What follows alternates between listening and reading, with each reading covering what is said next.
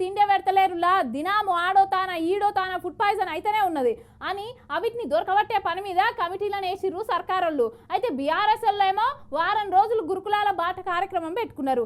ఇట్లా ఎవ్వరి పనాలు చేస్తుండగా ఇగో గీళ్ళు చూడు ఏం చేస్తారో.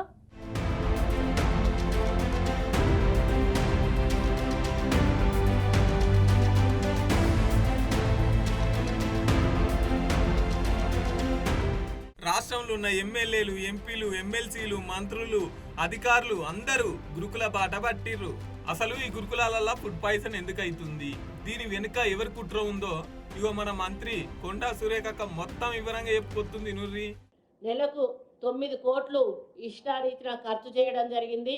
వాళ్ళంతా కూడా ఆర్ఎస్ ప్రవీణ్ కుమార్ అనుచరగణంగా ఉన్నారు. మరి ఆయన హయాంలో మధ్యవర్తులుగా చాలా పెద్ద ఎత్తున వసూళ్లు కూడా చేశారు. సంఘటనలన్నిటికీ కూడా కారణం ఆర్ఎస్ ప్రవీణ్ కుమార్ హస్తం ఉందని చెప్పి నేను నమ్ముతా ఉన్నాను.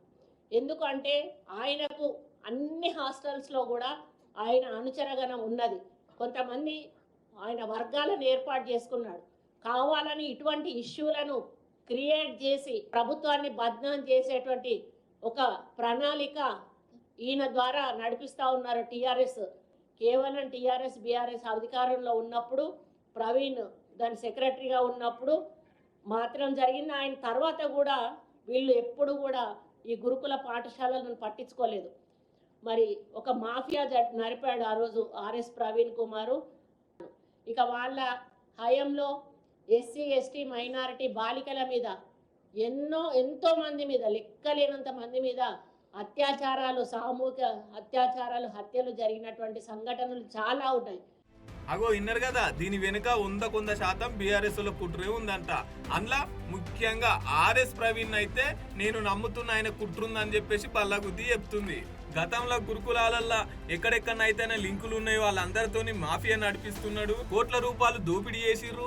అట్లనే వారి హయాంలోనే గురుకులాలు ఉండే బాలికల మీద సామూహిక అత్యాచారాలు జరిపిరని చెప్పేసి అక్క 10 ఏళ్ల నుంచి మేలుకొని దగ్గరుండి చూసిన లెక్కనే మాట్లాడుకొస్తుంది. ఇంగిటి వెంటనే లైన్ లోకి వచ్చిండు ఆర్ఎస్ ప్రవీణ్ అన్న. ఎవరి చరిత్ర ఏందో అందరికి తెలుసు. గెస్ట్ హౌస్ లు, ఫామ్ హౌస్ లో గోడలే సాక్ష్యాధారాలు, వరంగల్ పబ్లిక్ అందరికెరికే అని కొండా సురేఖక్కకు కౌంటర్ ఇచ్చి గురుకులాలలో ఎవరికైనా తక్లీఫ్ ఉంటే అందరికి నెంబర్కి వాట్సాప్ చేయాలని నెంబర్ విడుదల చేసిండు. అసలు మీ గురించి తెలంగాణ ప్రజలకు అందరికీ తెలుసు, మరి ముఖ్యంగా వరంగల్ ప్రజల్లో మీ కుటుంబం చేసిన అఘాయిత్యాల వల్ల ఎంతోమంది జీవితాలు నాశనమయ్యారు. మరి ముఖ్యంగా విద్యార్థుల జీవితాలు హాస్టళ్ళల్లో, యూనివర్సిటీ హాస్టళ్ళల్లో ఇంకెంతోమంది మహిళలు, వాళ్ళందరి జీవితాలు కూడా మీ కుటుంబం చేసిన అఘాయిత్యం వల్ల నాశనమైన ఇవాళ మరి వరంగల్లో ఉండే గెస్ట్ హౌస్లు, వరంగల్లో ఉండే ప్రభుత్వ గెస్ట్ హౌస్లు, అదేవిధంగా మీ ఫామ్ హౌస్ల గోడలు ఈ అఘాయిత్యాలకు సాక్ష్యం. విషాహారం తిని హాస్పిటల్ పాలైతే వైద్యం దొరకని దీనమైన స్థితిలో ఆర్తనాదాలు చేస్తున్న పిల్లలు బాధలు మీకు అర్థమవుతాయా సురేఖ గారు? అసలు సమస్యను పక్కదో పట్టించి మేము కుట్రలు చేస్తున్నాం, లేకపోతే మా వల్లనే విషాహారం అవుతుంది అనేదంటే మీకు చేత కాదని చాలా క్లియర్గా తెలుసు.